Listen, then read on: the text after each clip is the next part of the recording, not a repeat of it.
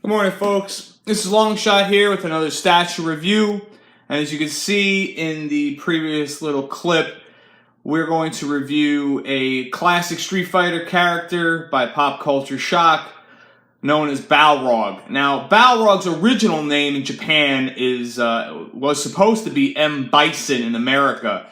But due to the fact that it sounds more like Mike Tyson, they were afraid of a lawsuit because of that's what Balrog was taken after, is that famous boxer Mike Tyson. So then they kind of switched it off and put the Psycho Power guy, his name M. Bison, they named him Balrog.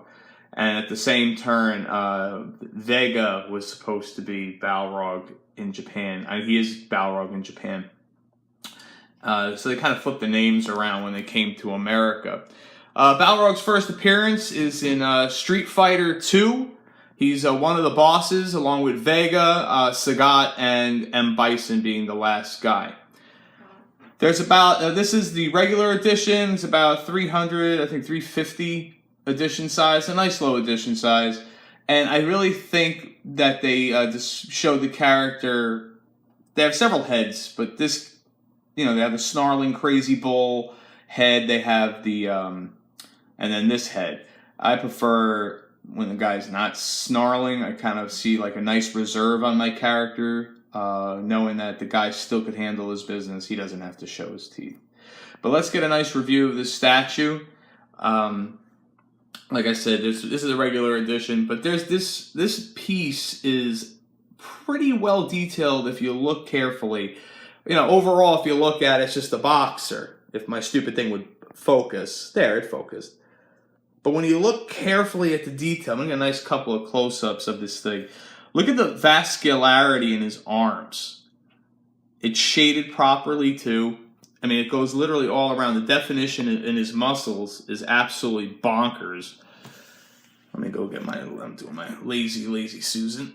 The gloves itself actually look like freaking gloves. They look like boxing gloves. I used to box in the heyday. And the texture is absolutely spot on. I'm pretty surprised, I was expecting, even the stitching, it looks like it's cloth, but it's not. They did a really good job replicating the look and fit and finish of boxing gloves. Let's go get a close-up of this guy's arms. He's a beefy statue. It's about 20 inches. His arms are pretty girthy, for a quarter-scale statue. It's really... I think it's underappreciated. You can still get a good deal on one. The exclusive the other exclusive, two exclusives, the Crazy Bull exclusive, or the Crazy Buffalo exclusive with him having, that crazy face. And then you got the other one with the American kind of like the Rocky Balboa cover that you saw displayed in the video game that I showed you. Look at it, like the boost got a lot of details, got the stitching in there. Now, a little bit more background about Balrog is he's kind of like the Rhino for Spider-Man.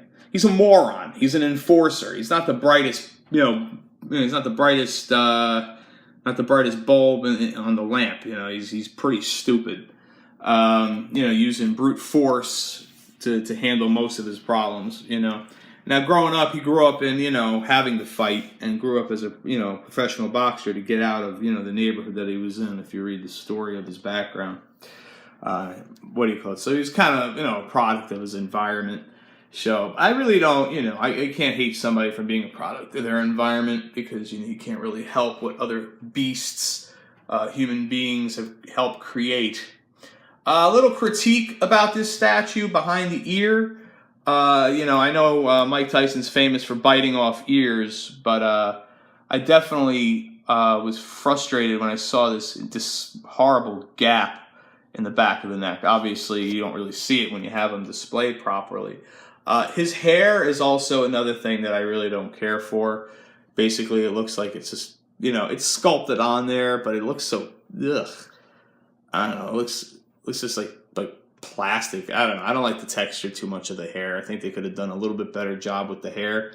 Maybe replicate the, the natural curly hair, instead.